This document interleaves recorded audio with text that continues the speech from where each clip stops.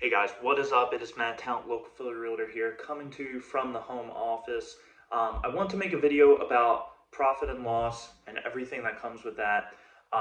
So I find that a lot of business owners, realtors, small business owners don't track their expenses or improperly do it, and don't really have a good idea about like how to keep track of all that stuff. So it's important to, one, you want to maximize your profit, and then two, you want to maximize your write-offs that you're taking because, if you're having a lot of expenses and you're not writing them off, then you're paying a ton more in taxes. And your biggest bill in life is actually probably your tax bill. Um, I know I pay a lot more in taxes than anything else. So it's important to make sure you're taking the right amount of write-offs that you're entitled to. And obviously, I'll preface this with saying I'm not an accountant. This isn't financial advice, accounting advice, anything like that. It's not tax advice. So always seek out a good accountant. This is just to help.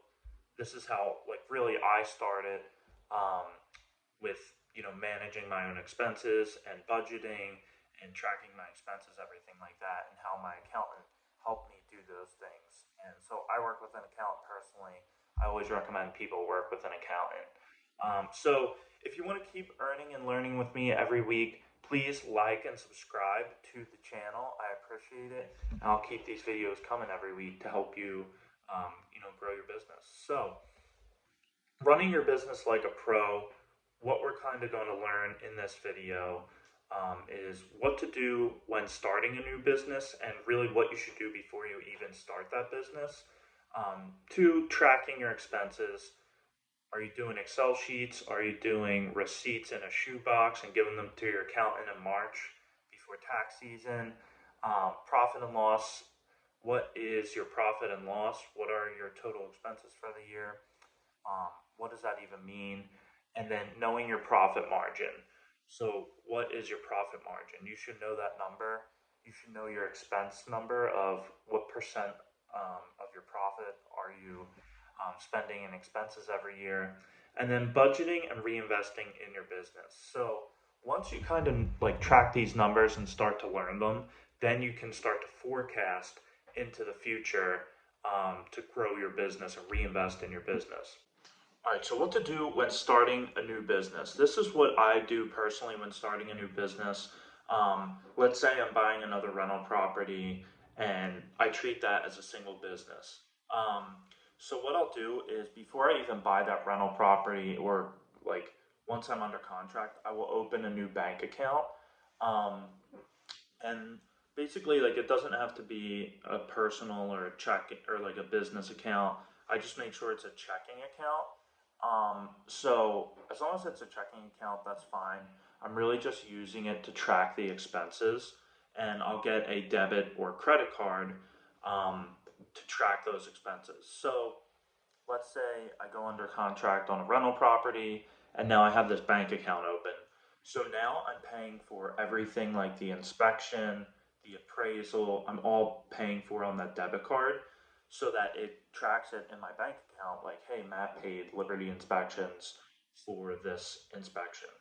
Um, Now, before I even like have any expenses, I'm already set up to track those expenses. So now I start accruing expenses, inspections, appraisals, whatever, um, and then it's going into my bank account and registering. And then what I do once I have that debit card, I link it to my QuickBooks. So QuickBooks actually makes it very easy now to link your bank accounts. You just go in, you put in your password to your bank, and then you select the proper bank account and it links it right away. So now your bank account's linked to your QuickBooks and all those expenses or income integrate right into QuickBooks. So anytime, let's say I collect rent, it goes into QuickBooks as sales. Anytime I have an expense, it goes into QuickBooks, and then I just have to categorize it. So the steps are open a bank account before you even get started, um, get a debit or credit card, and then link the bank account to your QuickBooks, and then start tracking your expenses. So tracking your expenses, like I said, this is kind of a sample, like a screenshot of my QuickBooks. So the top one I had to pay to get a sign installed on a house. And really what you do is you just go in and you'll see these expenses here and you'll just click like add to categorize them. So I go in every week and try to update this. It really takes me like a couple minutes just to go in and make sure they're all, going to the proper place.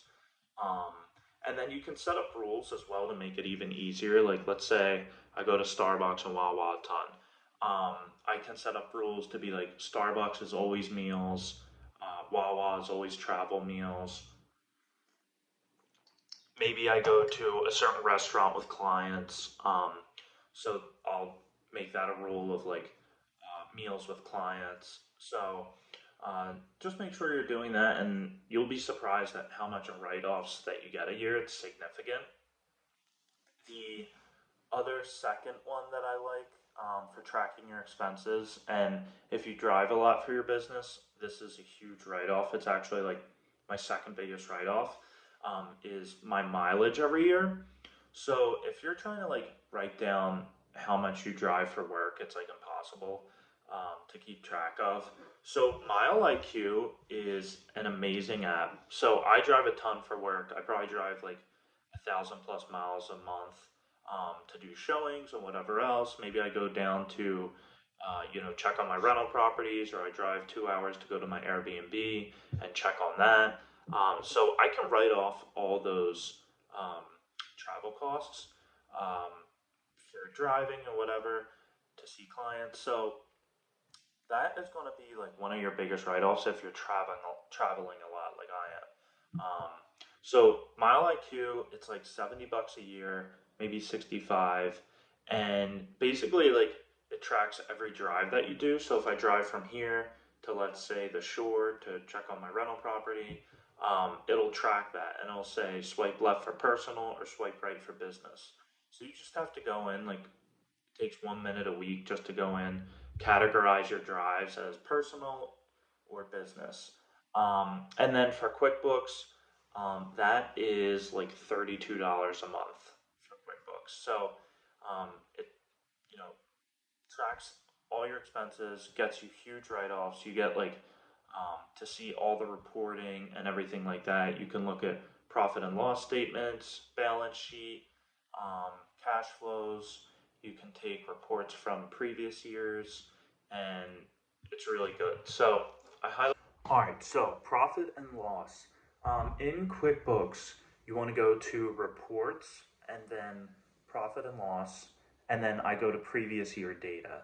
So, like today, I'd go into profit and loss, and I'd look at 2022 or last year's data.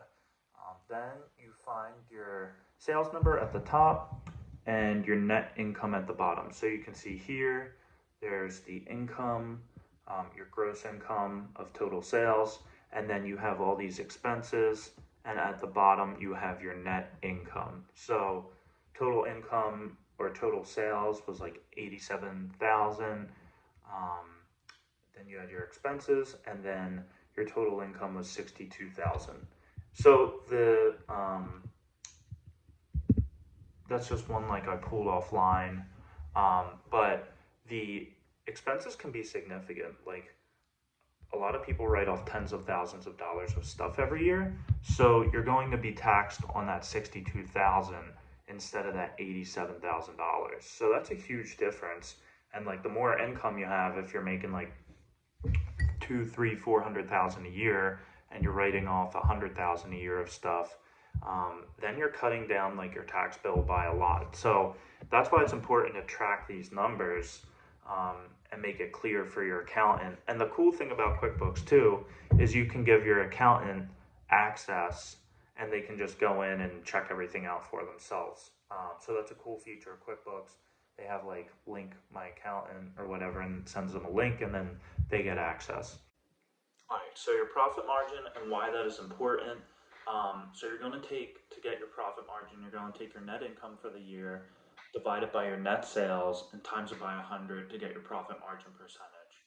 So for easy math, let's say we profited, or our net income was $80,000 after expenses. divided by total sales of $100,000 times 100. So that gives us an 80% profit margin. And why that is important, that means that you're spending 20% on business expenses.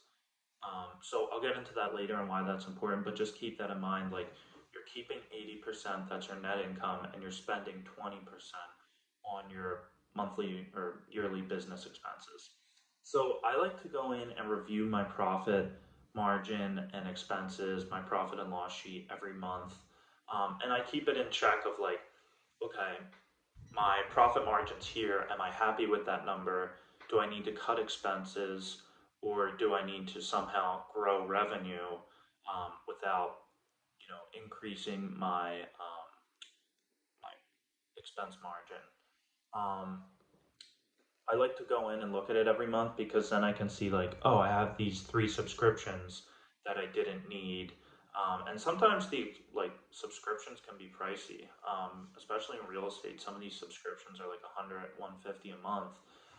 So it's important to go in and make sure you're utilizing the things that you're paying for. And by looking at your profit and loss statement every month and going into your QuickBooks every week, you can see like, oh, I have these three subscriptions that I haven't even used in 6 months. I just thought it'd be a good idea to get them, and I never ended up using them. So this will help cut down on your expenses just by checking it out every week. Um, and then by looking into your profit margin, you can look forward and start to forecast that out. All right, so budgeting and forecasting, you hear about it all the time. It's especially important in business to make sure you're budgeting correctly. Um, One, we all know that feeling when you have the cash crunch that you didn't put enough money in this bank account or that bank account, and now you have to borrow from one of your other bank accounts. So this will help alleviate that.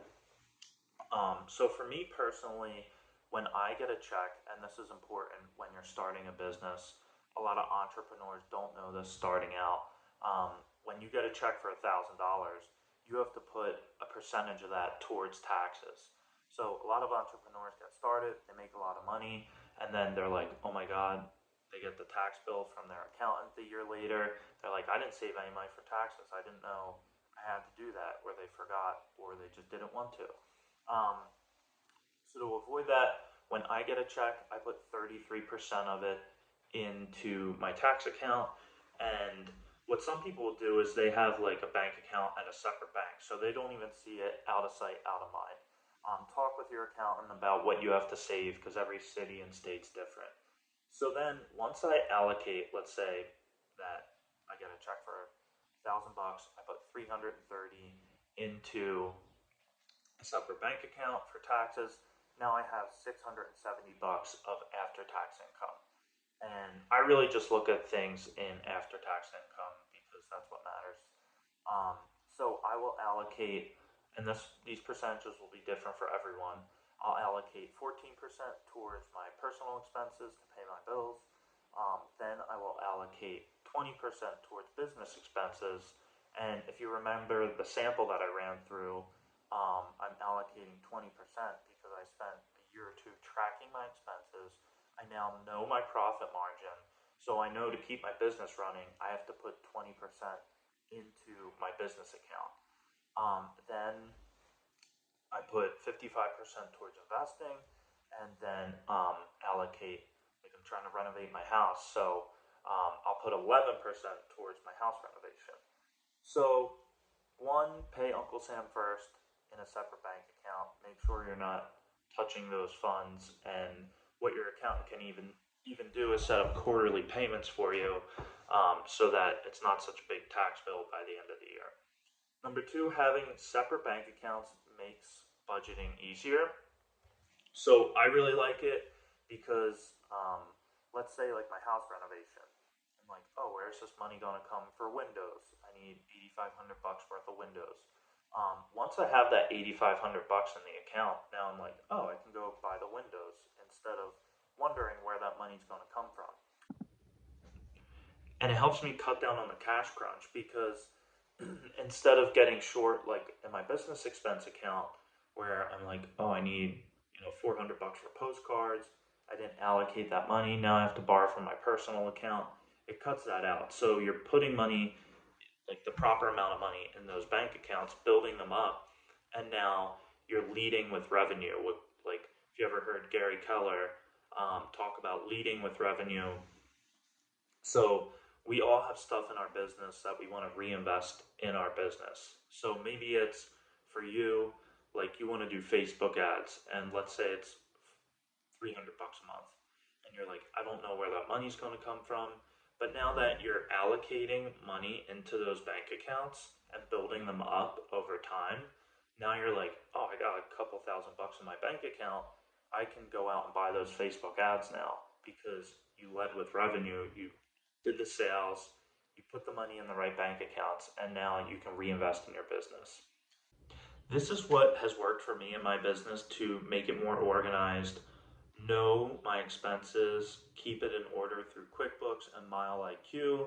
Um, and then knowing my profit margin is huge to know. Knowing like what I have to allocate towards certain bank accounts, and just having that money to allocate it. So this has worked for me. I hope it works for you. And please like and subscribe to the channel again if you want to keep earning and learning with me every week. And I'll keep these videos coming. And if there's any topics that you want me to dive into, let me know. All right, guys, I appreciate it.